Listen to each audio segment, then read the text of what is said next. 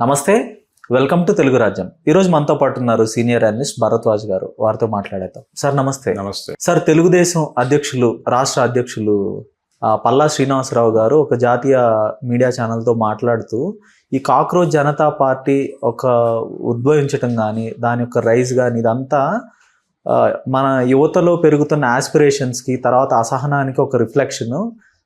కాబట్టి ప్రభుత్వాలు కొంత రీకాలిబ్రేట్ చేసుకొని యువత యొక్క మన్ననలు పొందేలాగా కొంత తమ పాలసీలను మార్చుకోవాలి, వారి వైపు దృష్టి కేంద్రీకరించాలని అయితే ఆయన మాట్లాడటం జరిగింది.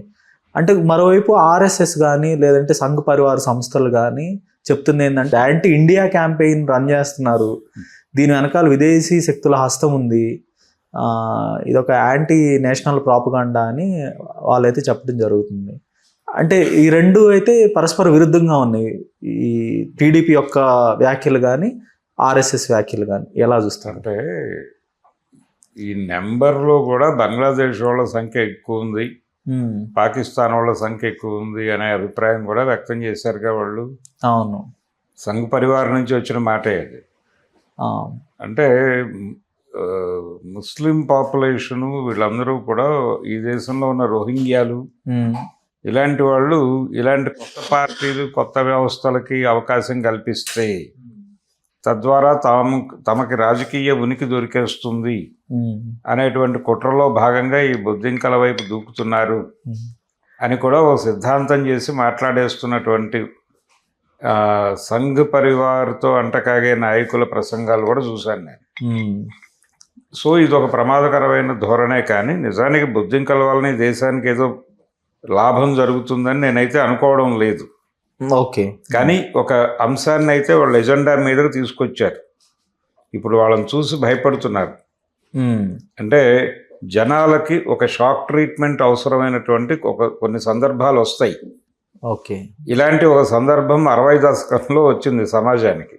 ఓకే, వచ్చినప్పుడు దిగంబర కవిత్వం అనే పేరుతో నగ్నముని గారు, జ్వాలాముఖి వీళ్ళందరూ దిగంబర కవులం, మేము ఏ రకమైన ఇవి కవిత్వానికి ముసుగులు లేకుండా ఓపెన్గా మాట్లాడతాము అని దిగంబర కవితోద్యమం అని చెప్పేసి వాళ్ళు మాట్లాడినప్పుడు చాలామంది కమ్యూనిస్ట్ పార్టీ వాళ్ళు కూడా కంగారు పడి ఏమిటి అరాచకం అన్నారు.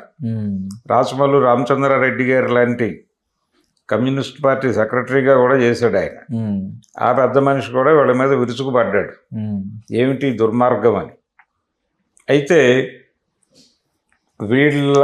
వీళ్ళు ప్రతి సంకలనాన్ని ఒక రిక్షావాడితోనూ, ఒక సంకలనాన్ని ఒక పారిశుధ్య కార్మికుడితోనూ ఇలా ఆవిష్కరణలు చేసుకుంటూ వెళ్ళేవాళ్ళు రోడ్ల మీద. ఇది భయపెట్టింది, ఇది కొత్తగా అనిపించింది. జనాలందరూ అటువైపు మూవ్ అయ్యారు. వాళ్ళతో పరిచయం ఉంటే చాలా అనుకునే పరిస్థితికి వెళ్ళింది. అదొక జంజీ లేకపోతే బొద్దింకల ఉద్యమమే. కాకపోతే వాళ్ళ బుర్రల్లో ఒక థియరీ ఉంది, ఆల్టర్నేటివ్ ఉంది. ఈ దేశం ఏమిటో తెలుసు వాళ్ళకి, ఈ దేశం ఏమిటో తెలుసు, ఏం చెయ్యాలో తెలుసు. అయితే ఒక కొత్త నేరేటివ్, ఒక బ్లాస్టింగ్ నేరేటివ్ అంటారు దాన్ని. ఆ బ్లాస్టింగ్ నేరేటివ్ అనేది వచ్చినప్పుడు సంబంధం లేని చాలామంది అట్రాక్ట్ అవుతారు. రకరకాల సఫరింగ్స్లో ఉన్న వాళ్ళు కనెక్ట్ అవుతారు. ఆ కనెక్ట్ అయిన వాళ్ళని తనతో నడిపించుకోగలగటం అనేది అక్కడి నుంచి వాళ్ళ సమర్థత మీద ఆధారపడి ఉంటుంది. నిజానికి దిగంబర కవితోద్యమం వేసిన పునాది ఒక రకంగా ఆ రోజున మావోయిస్ట్ పార్టీగా ఇప్పుడు చెప్పుకుంటున్నటువంటి పీపుల్స్ వార్ ప్రారంభానికి ఉపయోగపడిన పరిస్థితి కూడా ఉంది. అలా జరుగుతుంది. ఇప్పుడు ఈ బొద్దింకల పార్టీ అనేది అనౌన్స్మెంట్ రాగానే అంతమంది ఎందుకు కనెక్ట్ అయ్యారు? ఆన్లైన్లో ఉంది ఈ దేశపు యువత ఫోనుల్లో ఉంది అనే విషయం ప్రధానమంత్రి గారికి కూడా తెలిసి, మీరు రీల్స్ చేయటం వచ్చా మీకు అని వాళ్ళ పార్టీ నాయకులను అడిగారు ఆయన. రీల్స్ తెలుసా మీకు? లేకపోతే ఇన్స్టాలో ఏం చేయాలో తెలుసా మీకు? పోస్ట్ ఎలా పెట్టాలో తెలుసా? పోస్టర్ ఎలా డిజైన్ చేయాలో తెలుసా? ఇవన్నీ నేర్చుకొని ముందు పిచ్చోళ్ళారా అని కోపడ్డాడు కదా పెద్ద మనిషి. అవునవును. అంటే జనం ఫోనుల్లోకి నెట్టింది మనమే. జనాలు మొత్తాన్ని తీసుకెళ్ళి ఫోనుల్లోకి నెట్టేశాం కాబట్టి ఇప్పుడు ఫోనుల్లో నుంచి జనాల్ని కాంటాక్ట్ అవ్వాలి మనం. అవును. జనాల్ని కాంటాక్ట్ అవ్వాలంటే ఫోన్లోకి వెళ్ళాలి. ఫోన్లోకి వెళ్ళే జ్ఞానం నీకుందా, అది పెంచుకో అని చెప్తున్నాడు ఆయన. సో ఈ ఫోనుల్లో ఉన్న బ్యాచ్కి అన్రెస్ట్ ఉంది. ఈ ఫోనుల్లో ఉన్నటువంటి యూత్కి పర్టికులర్గా అన్రెస్ట్ ఉంది. అవును. అన్ఎంప్లాయ్మెంట్ ఉంది. కోరికలేమో పెంచుకుంటూ వెళ్ళిపోతుంది మార్కెట్ ఎకానమీ. ఈ కోరికలకి ఆదాయాలకి లంగర కుదరట్లా. అవును. ఆ సఫకేషన్ ఉంది. ఏదో లాగా మనం బతికేయగలం అనే కాన్ఫిడెన్స్. అసలు ఈరోజు భోజనం చేస్తే దానంత సక్సెస్ఫుల్ ఇంకోటి లేదు అనుకునే జనరేషన్ నుంచి మనం బతుకున్నామంటే మన దగ్గర కారు ఉండాలి, మన దగ్గర ఇల్లు ఉండాలి, మన దగ్గర ఇది ఉండాలి, అది ఉండాలి అనుకునే ప్రపంచం ఒకటి. అవును. అక్కడి నుంచి ఇక్కడికి వచ్చేసాం మనం. ఇక్కడ పిచ్చోళ్ళు పెరుగుతున్నారు. అవును. ఈ పిచ్చివాళ్ళ సంఖ్య పెరుగుతోంది. ఈ పిచ్చివాళ్ళలో కూడా చాలామంది బొద్దింకలకి కనెక్ట్ అయ్యారు. సో యూత్ అక్కడ ఉంది. యూత్ని వీళ్ళు టార్గెట్ చేశారు, వర్కౌట్ అయింది. కానీ అసలు భారతదేశం గురించి వాళ్ళు ఏమనుకుంటున్నారు, ఈ బొద్దింకల్ని నడిపిస్తున్నాం అనుకుంటున్న వాళ్ళు, వాళ్ళ ఉద్దేశంలో భారతదేశం ఏమిటి, భారత సమాజం గురించిన వాళ్ళ అంచనా ఏమిటి, ప్రస్తుతం భారతీయులు అనుభవిస్తున్న కష్టాలకి కారణం ఏమిటని వాళ్ళు అనుకుంటున్నారు. ఆ కష్టాల నుంచి బయటపడటానికి వాళ్ళ దగ్గర ఉన్నటువంటి ప్రోగ్రాం ఏమిటి, దాని గురించి వాళ్ళు మాట్లాడటం లేదు. భారతీయ సమాజం కుల సమాజంగా మీకు అర్థమైందా, లేకపోతే ఇది ఏ తరహా సొసైటీ అని మీరు అనుకుంటున్నారు, దీనికి సంబంధించిన కీలక సమాధానాలు కావాలి కదా సొసైటీకి. అలాగే ఇక్కడ మార్కెట్ ఎకానమీ చేస్తున్న దుర్మార్గం, పిల్లల్ని ప్రభుత్వ పాఠశాలల నుంచి కాలేజీల నుంచి పీక్కెళ్ళి కార్పొరేట్ల విషకౌగిల్లోకి నెట్టేసి పిచ్చివాళ్లుగా మార్చేస్తున్నటువంటి విద్యా విధానం ఈ దేశంలో రాజ్యమేలుతోంది. అలాగే మనుషుల్ని ఇతర వికాస కార్యక్రమాలు చాలా ఉన్నప్పటికీ ఫోనుల్లోకి నెట్టేస్తున్నటువంటి పరిస్థితి. ఆల్గారిథం రూలింగ్లోకి ఎందుకు మమ్మల్ని నెట్టేస్తున్నారు, దీని మీద మీకు ఏదైనా ప్రోగ్రాం ఉందా, బొద్దింకలకి దీన్ని బద్దలు కొట్టే ప్రోగ్రాం ఏమైనా ఉందా, మీ టార్గెట్ ఏమిటి, మీ శత్రువు ఎవరు, దీనికి సంబంధించిన పూర్తి విషయాలు వస్తాయి. కానీ ఈ బొద్దింకలు ఉపయోగపడే బొద్దింకల లేకపోతే హాని చేసే బొద్దింకల అనేది అప్పుడు కానీ క్లారిటీ రాదు. కానీ ప్రస్తుతానికి బొద్దింకలతో ట్రావెల్ అవ్వాల్సిన అవసరం అయితే ఉంది. అంటే చాలా స్పష్టంగా ఈ రోజున అవుట్డేటెడా అంటారు, కానీ కొండపల్లి సీతారామయ్య గారు ఒక మాట చెప్పేవాడు, నీకుగా నువ్వు ఏ ఉద్యమాలు క్రియేట్ చేయాల్సిన అవసరం లేదు, బూర్జువా పార్టీలు కూడా పిలుపులనిస్తాయి, పిలుపుల్ని ఇచ్చినప్పుడు దాని వెనకాల కూడా జనం మొబిలైజ్ అవుతారు, వాళ్ళు రోడ్ల మీదకి వస్తారు, వచ్చినప్పుడు మీరు వెళ్ళి వాళ్ళతో కలవండి, కలిసినప్పుడు వాడు ఈ సమస్యని చివరిదాకా తీసుకెళ్తాడు అనే ఉద్దేశంతో వచ్చిన వాళ్ళు వాడి వైపు ఆశగా చూస్తూ నడుస్తూ ఉంటారు. కానీ వాడు ఎక్కడో చోట కాడి దింపేస్తాడు, బేరం సెటిల్ అయ్యి. అప్పుడు వీళ్ళు డిప్రెషన్లోకి వెళ్తారు. ఏది, వాడిని నమ్ముకుని ఎంత దూరం ప్రయాణించిన వాళ్ళు.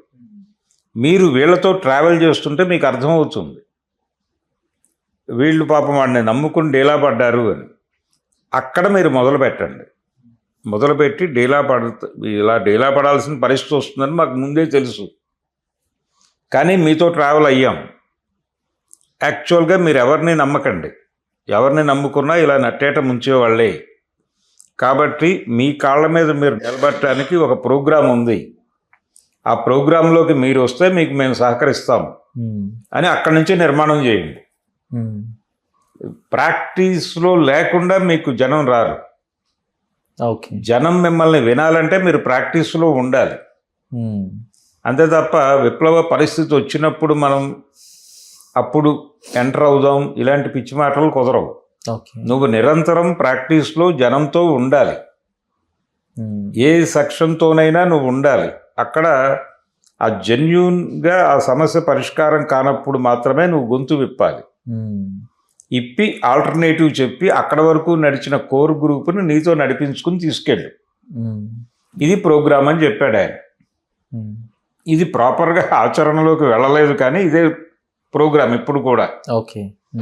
అందుకని ఈ బొద్దింకలను చూసి భయపడాల్సిన అవసరం లేదు. తెలుగుదేశం వాళ్ళ గొడవ ఏంటంటే, ఆయన అలా ఎందుకు మాట్లాడారంటే మనం ఎందుకు ఆల్టర్నేటివ్గా కనిపించలేదు.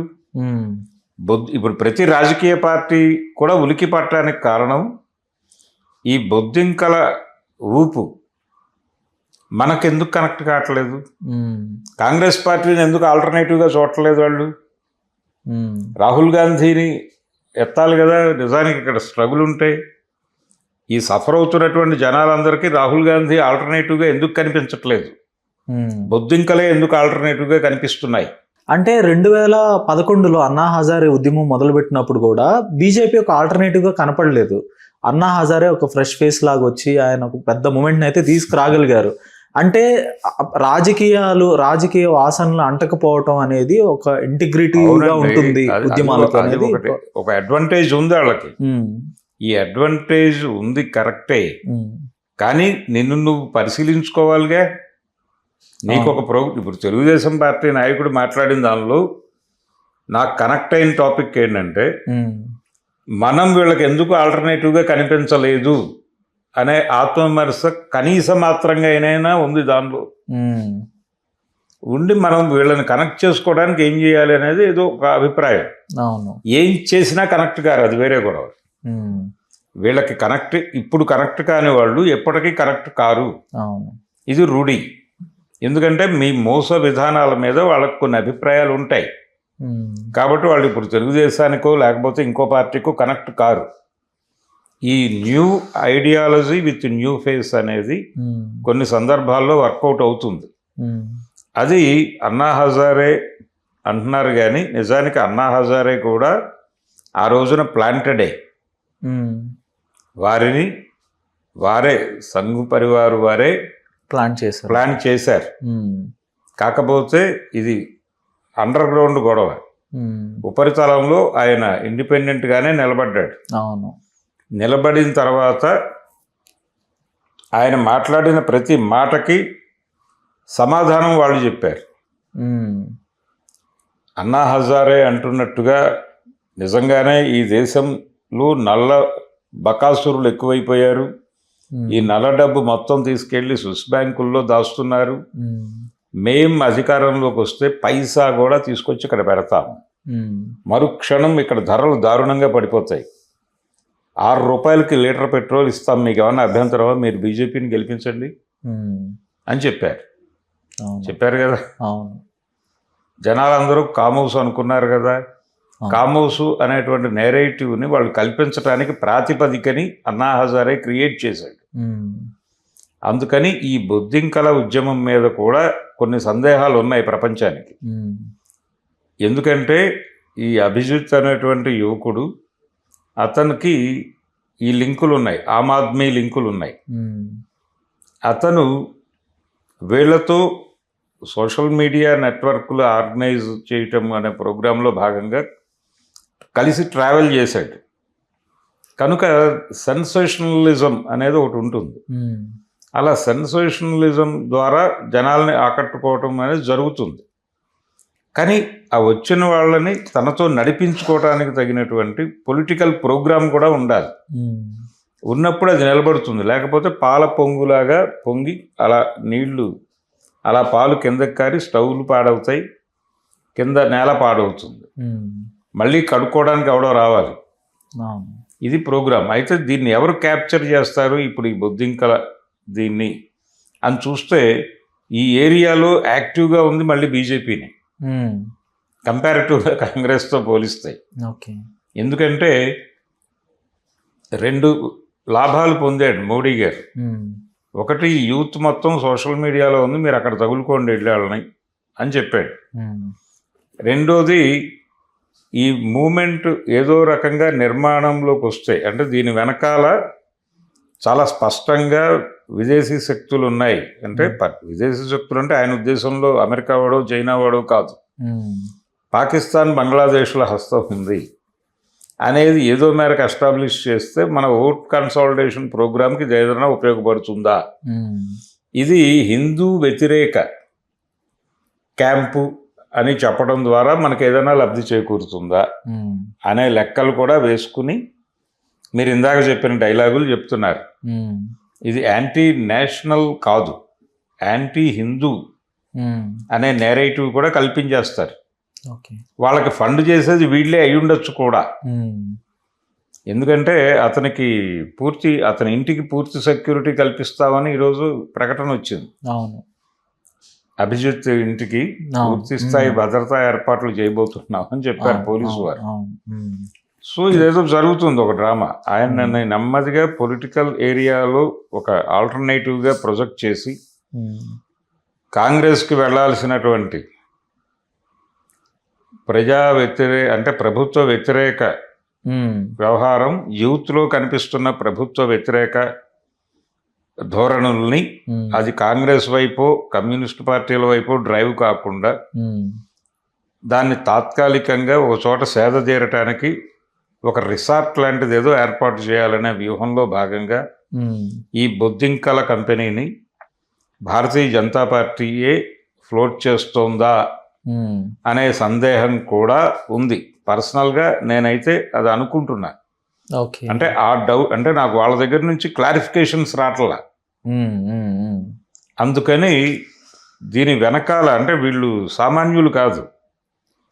భారతీయ జనతా పార్టీ, సంఘ్ పరివార్ వాళ్ళ బుర్రలు చాలా దుర్మార్గమైన బుర్రలు. అవును, గతం ఒక 2-3 నెలల క్రితం వరకు కూడా రాఘవ్ చడ్డా చాలా తీవ్రంగా వాయిస్ రైజ్ చేశాడు, anti BJP anti Modi voice. ఎట్లా అంటే ఆ పెట్రోల్ ధరలు ఏ అయితే ప్రజలకు ఇంపార్టెంటో వాటి గురించి మాట్లాడకుండా ట్రివియల్ థింగ్స్ మీద ఆయన ఎక్కువ వాయిస్ రైజ్ చేయడం జరిగింది. అంటే ఆ ప్రభుత్వ వ్యతిరేకతని అటు కొంత డైవర్ట్ చేశాడు ఆయన, ఇంపార్టెంట్ ఇష్యూస్ని పట్టించుకోలేదు. ఇక్కడ మీరు చెప్తున్న దాని ప్రకారం ఈ బొద్దింకల పార్టీ నుంచి అనుకున్న స్థాయిలో క్లారిఫికేషన్ రావట్లేదని మీరు అంటున్నారు. అంటే నేను అనుకుంటున్నది నాకు కనిపించట్లేదు అక్కడ. అవును, కానీ దాన్ని పంపు చేయటం, దాని చుట్టూ చాలా డ్రామా నడుస్తోంది. ఆ డ్రామా వలన అంతిమ ప్రయోజనం ఎవరికి అనేది గనక చూస్తే ఎక్కువ లబ్ధి పొందటానికి ప్రయత్నం చేస్తున్నది బీజేపీ వాళ్ళే, సంఘ్ పరివారే. దాన్ని రకరకాలుగా వాడేసుకుంటారు వాళ్ళు. అవును, అది యాంటీ నేషనల్, యాంటీ హిందూ అని చెప్పడం వలన వాళ్ళకి కన్సల్టేషన్ జరుగుతుంది. అవును, ఖచ్చితంగా. అలాగే ఈ యూత్, ఈ సఫకేటెడ్ యూత్, అన్ఎంప్లాయిడ్ యూత్, వీళ్ళు కాంగ్రెస్ పార్టీ వైపు డ్రైవ్ కాకుండా ఇది ఒక రిసార్ట్గా పెడతారు. అవును. సో ఇదంతా ఈ క్యాచ్మెంట్, ఇది ఒక క్యాచ్మెంట్ ఏరియాగా మారుతుంది. వీళ్ళందరూ వెళ్ళి అక్కడ పడుకుంటారు. అవును, 2 రకాలుగా లబ్ధి జరుగుతుంది అంతే. 2-3 రకాల ప్రయోజనాలు ఏ కోణంలో నుంచి చూసినా దీని వలన ఉపయోగం భారతీయ జనతా పార్టీకి జరిగేలాగానే కనిపిస్తోంది.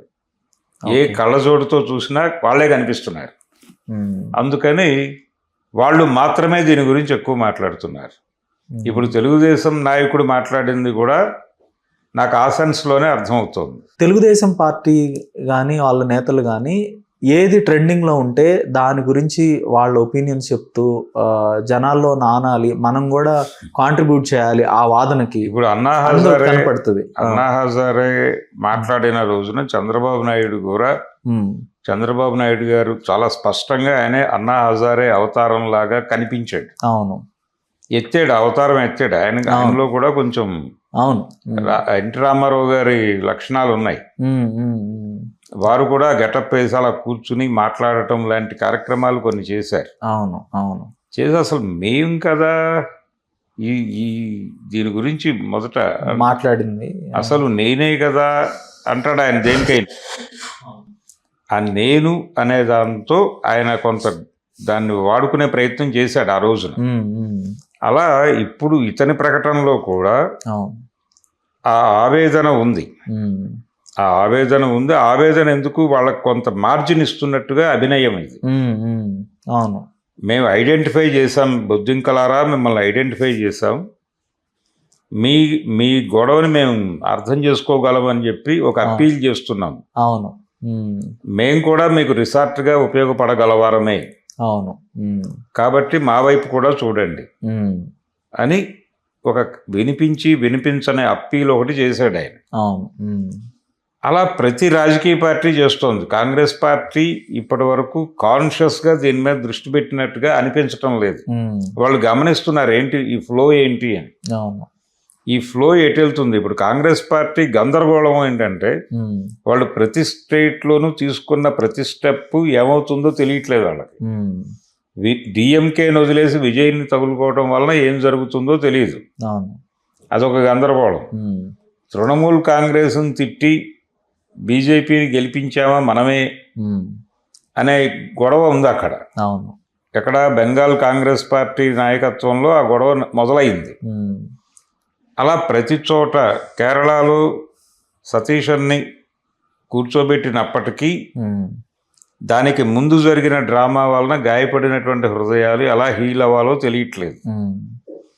అలాగే ఆంధ్రప్రదేశ్లో షర్మిలను తీసుకొచ్చి పిసిసి పీఠం మీద కూర్చోబెట్టి మిగిలిన వాళ్ళందరినీ ఆంధ్రరత్న భవన్కి దూరం కొట్టేశారు. అసలు ఆ రాష్ట్రంలో ఆ పార్టీ ఉంటుందా లేకపోతే ఆంధ్రరత్న భవన్ని కూడా ఏదో రోజు ఏదైనా స్టార్ హోటల్ చేస్తారా తెలియని పరిస్థితి. ఇన్ని గందరగోళాలు ఉన్నాయి ఆ పార్టీలో. ఈ గందరగోళాల మధ్య ఈ కొత్త గందరగోళం ఆల్రెడీ స్టేట్స్లో వాళ్ళు వీక్ అవుతూ వస్తున్నారు. ఇప్పుడు విజయ్తో టైఅప్ అనే దాని మీద పెద్ద చర్చ జరుగుతోంది అక్కడ. తమిళనాడులో వాళ్ళకున్న కొద్దిపాటి ఇన్ఫ్లుయెన్స్ కూడా ఏమైనా దెబ్బతింటుందో తెలియట్లేదు వాళ్ళకి. ప్రతి చోట కూడా వీళ్ళేదో ఆపరేట్ చేస్తున్నాం అనుకుంటున్నారు కానీ ఆల్రెడీ ఒక విశృంఖలమైనటువంటి జాతీయ స్థాయి నెట్వర్క్ ఒకటి ఏర్పడి ఉంది భారతీయ జనతా పార్టీకి. ఆ నెట్వర్క్లో మనం కూడా భాగమైపోతున్నామేమో అనే భయంతో మాట్లాడట్లేదు ఆయన. రాహుల్ గాంధీ భయాందో నోరు తెరిచి ఏం మాట్లాడితే ఎటు వెళ్ళిపోతుందో తెలియని పరిస్థితికి వెళ్ళిపోయాడు. పర్టికులర్గా బెంగాల్ రిజల్ట్ చూసి భయపడ్డాడు ఆయన. అందుకని ఈ గందరగోళంలో ఉన్న కాంగ్రెస్ని బొద్దింకలతో మరింత గందరగోళపరిచి ఈ బొద్దింకలు అటు వెళ్లకుండా చూసి ఈ బొద్దింకలన్నిటికీ ఒక గూడు కట్టి ఆ గూట్లో ఈ బొద్దింకలను వేసేసి ఇలాంటి స్కీమ్ ఏదో రచిస్తోంది భారతీయ జనతా పార్టీ సంఘ్ పరివార్ అనేదైతే నాకు బలంగా అనిపిస్తున్న విషయం. సో దీని వెనకాల కాషాయ కుట్ర ఉంది అనేది ముందు జనాల్లోకి రూటెడ్గా తీసుకెళ్ళగలిగితే ఆ తర్వాత ఏంటనేది వాళ్ళు ఓపెన్ అవుతారు. అంటే ఇప్పుడు ఆ కాక్రోచ్ జనతా పార్టీ వ్యవస్థాపకుడు ఫౌండర్ అభిజిత్ దిప్కే కూడా అతని ఇంటిగ్రిటీ మీద కూడా మీకు ఏమైనా అనుమానాలు ఉన్నాయా? లేదంటే అతన్ని కూడా కంట్రోల్ చేసే ప్రయత్నం జరుగుతుందా? అతను లొంగిపోయే పరిస్థితులు లొంగిపోయే పరిస్థితి ఉంటుందా లేదా అనేది వేరే గొడవ. ఆయన వచ్చింది అక్కడి నుంచి వచ్చాడు, ఆమ్ ఆద్మీ నుంచి వచ్చాడు. ఆమ్ ఆద్మీ పునాది ఉంది అతనికి, ఆదర్శవాదం అనేటువంటి ఒక బేస్ మీద కేజ్రీవాల్ ప్రయాణం మొదలైంది. ఇప్పుడు ఇతను కూడా ఇంకొక కేజ్రీవాల్గా కనిపిస్తున్నాడు. కానీ కేజ్రీవాల్ ఏమైపోయాడో మనకు తెలుసు. కేజ్రీవాల్ ఎక్కడ మొదలై ఎక్కడ ఎండ్ అయ్యాడో మనకు రూట్ మ్యాప్ ఉంది. ఇప్పుడు ఈ అభిజిత్ మరొక కేజ్రీవాల్ అనుకుంటే ఈయన అలా తేలితే ఏమిటి పరిస్థితి, బొద్దింకల పరిస్థితి. అందుకని ఒక స్పష్టమైన రాజకీయ వైఖరి కావాలి. అంటే ఈ సమాజం ఏమిటి, ఈ సమాజం వాళ్ళ వైఖరి ఎలా ఉండాలంటారు? కాంగ్రెస్ కి మద్దతు ప్రకటించాలి, కాంగ్రెస్ మద్దతు, తెలుగుదేశం మద్దతు, లేకపోతే కమ్యూనిస్టుల మద్దతు నేను మాట్లాడట్లేదు. అసలు భారతదేశం నీకెలా అర్థమైంది, నువ్వేమనుకుంటున్నావు భారతదేశ సమాజం గురించి, ఈ సమాజంలో ఉన్న సమస్యల్ని నువ్వెలా చూసావు, నీకేం అర్థమైంది, వీటి నుంచి ఈ సమాజాన్ని కాపాడటానికి నువ్వు అనుకుంటున్న ఆల్టర్నేటివ్ ఏమిటి? ఆయన చెప్పిన కొన్ని కనెక్ట్ అయినాయి. అంటే బద్ధకంగా ఉండేవాడే కావాలి మనకి, ఇవన్నీ బాగానే ఉన్నాయి, సరదాగా జనాలకు ఉత్సాహం కలిగిస్తాయి ఇలాంటివి. మీరు ఒక గట్టి శబ్దమే చేశారు. ఇప్పుడు భగత్ సింగ్ ఆ రోజున ఆయన ఈ దేశ ప్రజల్ని ఆలోచింపజేయాలి అనుకున్నాడు, పార్లమెంట్లో బాంబేశాడు. మనం మాట్లాడాలి, ఒక వేదిక మీద నుంచి మాట్లాడాలి, జనం వినే వేదిక మీద నుంచి మాట్లాడాలని దొరికి వెళ్ళి కోర్టులో మాట్లాడాడు ఆయన. గాడ్సే ఎందుకు గాంధీని చంపి అక్కడే నిలబడ్డాడు? తను కోర్టులో మాట్లాడాలనుకుని చేశాడు ఆ పని. సో వీళ్ళందరికీ ఒక ప్రోగ్రాం ఉంది. ఆ ప్రోగ్రాం మాట్లాడటానికి ఒక వేదిక ఎంచుకోవటానికి వాళ్ళు ఒక శబ్దం చేశారు. ఓకే. అలా నువ్వు ఒక శబ్దం చేసావు. శబ్దం చేసిన తర్వాత నీ స్టేట్మెంట్ కావాలి కదా ప్రపంచానికి. అవును. ఆ స్టేట్మెంట్ ఇవ్వడానికి నువ్వు సిద్ధంగా ఉన్నావా అనేది ప్రశ్న. ఓకే. అది ఆదర్శవాదం కాకూడదు. ఇప్పుడు ఆయన చెప్పినటువంటి గొడవల్లో మీరు బద్ధకంగా ఉండండి, పడుకొని ఎక్కువసేపు నిద్రపోయేవాడే నాకు కావాలి, ఇవన్నీ చెప్తున్నాడు ఆయన. కానీ ఆ నిద్రపోయే వాళ్ళకి బద్ధకస్తులకి కూడా ఒక ప్రోగ్రామ్ ఇవ్వాలిగా నువ్వు. అవును. ఆ ప్రోగ్రామ్ ఏమిటి అనే దానిలో ఇప్పటి వరకు ఉన్న అన్ని రాజకీయ పార్టీలని రివ్యూ చేయాలి, including Maoist party. Maoist party ఎక్కడెక్కడ ఏ తప్పులు చేసిందో నీకు తెలియాలి. వాళ్ళకి కూడా నువ్వు ఒక సమాధానం చెప్పగలిగి ఉండాలి. బయటకు వచ్చిన వాళ్ళు, లోపల ఉన్న వాళ్ళకు కూడా వాళ్ళు ఎక్కడ డీవియేట్ అయ్యారు అనేది నువ్వు చెప్పగలిగి ఉంటే అప్పుడు ఈ దేశపు యువత నీకు కనెక్ట్ అవుతుంది ప్రాపర్గా. అలా చేయగలుగుతాడా ఈ అభిజిత్తు? లేకపోతే ఇలాగే ఏదో ఫ్యాన్సీ ప్రకటనలు ఇస్తూ ఫ్యాన్సీ రెచ్చగొట్టే కార్యక్రమాలు చేస్తూ వాళ్ళు అలాగే మాట్లాడతారండి. ఇక్కడ ఇంకొక ప్రోగ్రాం ఉంటుంది వీళ్ళకి. వీళ్ళు ప్రతి దాని మీద దాడి చేస్తారు. సంఘ్ పరివార్ మీద దాడి చేస్తారు. సంఘ్ పరివార్ మీద దాడి చేయాలని ఉత్సాహపడుతున్నటువంటి కమ్యూనిస్టుల మీద దాడి చేస్తారు. ఓకే. అంటే ఎవరి మీద నమ్మకం లేకుండా చేయటం వీళ్ళకి, యూత్కి. అందరూ దొంగలే కాబట్టి ఎవరి చేతుల్లోకి వెళ్ళినా మనకు వచ్చేది ఏం లేదు. కాబట్టి మనం కాసేపు నిద్రపోదాం, కాసేపు పడుకుందాం అని చెప్పే పద్ధతిలో డ్రైవ్ అవుతుందా? ఓకే. ఇలా దేని మీద నమ్మకం లేకుండా ఈ జనరేషన్ని తన గ్రిప్లో పెట్టుకునే ప్రయత్నం ఏదైనా చేస్తున్నాడా? ఈ ప్రోగ్రాం అతనికి ఎవరన్నా పురమాయించారా దాకా డౌట్స్ ఉన్నాయి దాని మీద. ఓకే. కనుక ఒక ఓపెన్ డిబేట్కి సిద్ధం అవ్వాలి ఆయన. సిద్ధమై ఆదర్శవాదం, పవన్ కళ్యాణ్ చేసింది కూడా అదే. ఆదర్శవాదాన్ని రాజకీయాలని మిక్స్ చేసి ఎవరికి అర్థం కాని సిద్ధాంతం ఏదో మాట్లాడి ఆ రోజున అదే గందరగోళాన్ని ఈ రోజుకి కొనసాగిస్తున్నాడు వాళ్ళ క్యాడర్లో. వాళ్ళు అలా పడి ఉంటారు, వాళ్ళకేమీ ఎక్స్పోజర్ ఉండదు. బయటకు వచ్చి నిలబెడితే ఏం మాట్లాడలేరు, వాళ్ళు సఫకేట్ అవడం తప్ప. మొన్న ఆయన మాట్లాడిన అంత నాన్సెన్స్ అంతసేపు భరించారంటే వాళ్ళ పరిస్థితి ఏంటో జాలేస్తుంది కదా. ఆ ఆఫీస్లో కూర్చున్న విస్తృత స్థాయి సమావేశం. అంటే పవన్ కళ్యాణ్ ఏం మాట్లాడతాడు అనేది కూడా వాళ్ళకి అనవసరం. వాళ్ళు పవన్ కళ్యాణ్ భావోద్వేగాలు, ఆయన మాట తీరు, సినిమాటిక్ స్టైల్లో ఉండే ఆ థియేట్రిక్స్, అంతే, ఇవే వాళ్ళకి ముఖ్యంగా కనపడదు. అది ముఖ్యం అనుకున్నారు. కానీ ఫ్రంట్ రోల్లో కూర్చున్న వాళ్ళు, కానీ ఆ ఫ్రంట్ రోస్లో కూర్చున్న వాళ్ళ ముఖాల్లో ఆందోళన కనిపించింది మొన్న కెమెరాల్లో. ఓకే. సో అందులో కూడా బుర్రలో ఉన్నటువంటి బ్యాచ్ ఉంది.